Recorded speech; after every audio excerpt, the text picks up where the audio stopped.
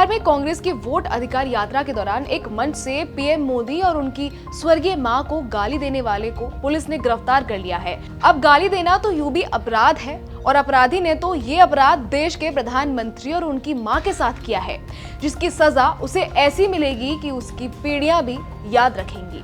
नमस्कार, मैं खुशी चौधरी और आप देख रहे हैं एबीपी लाइव।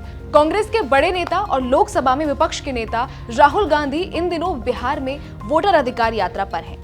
इसी सिलसिले में वे दरभंगा पहुंचे, लेकिन यहां उनकी सभा में राजनीतिक मर्यादाएं टूट गई। सभा के दौरान राहुल गांधी ने पहले खुद प्रधानमंत्री नरेंद्र मोदी पर जमकर निशाना साधा और उनके लिए तू तड़ाक वाली भाषा का इस्तेमाल किया। इसी बीच मंच से रिजवी उर्फ राजा नाम के शख्स ने सारी मर्यादाएं तोड़ते हुए माइक पर पीएम मोदी को सरेआम मां की गाली दे डाली। इसका वीडियो सोशल मीडिया पर जमकर वायरल हो रहा है। पुलिस ने आरोपी रिजवी को गिरफ्तार कर लिया है और अब उसके खिलाफ भारतीय न्याय संहिता के तहत गंभीर धाराओं में केस दर्ज किया गया है। भारतीय संविधान कहता है कि न्याय के सामने सभी नागरिक बराबर हैं, किसी को भी अपनी बात रखने का अधिकार है। लेकिन अगर किसी की बात से कोई आहत होता है तो वो इंसान उस शख्स पर मानहानि का केस कर सकता है।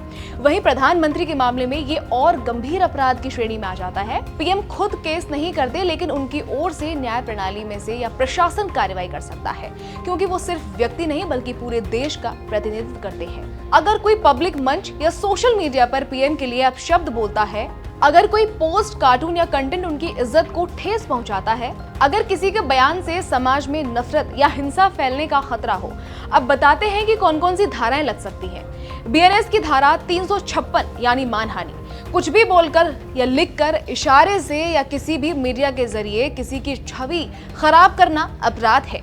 इसके लिए उस शख्स को 2 साल की जेल, जुर्माना या फिर दोनों हो सकते हैं। बीएनएस की धारा 352 और 296। पीएम को पब्लिक प्लेस पर गाली देना या उनके खिलाफ अभद्र हरकत करना भी घोर अपराध है। इस केस में पीएम को सरेआम मंच से गाली दी गई है। ऐसे मामले में सजा 3 महीने की जेल, जुर्माना या फिर दोनों हो सकते हैं। अगर मामला अश्लीलता से जुड़ा हो तो इसके साथ में बीएनएस की धारा 296 और 293 भी जुड़ सकते हैं। अगर कोई सीधे प्रधानमंत्री के खिलाफ गाली गलौज करता है तो केवल बीएनएस की धारा 296 ही नहीं बल्कि बीएनएस की धारा 356 यानी मानहानि और दूसरी धाराएं भी जोड़ दी जाती हैं। अब इसको लेकर आप क्या कहेंगे जरूर बताइएगा। फिलहाल इस खबर में इतना ही।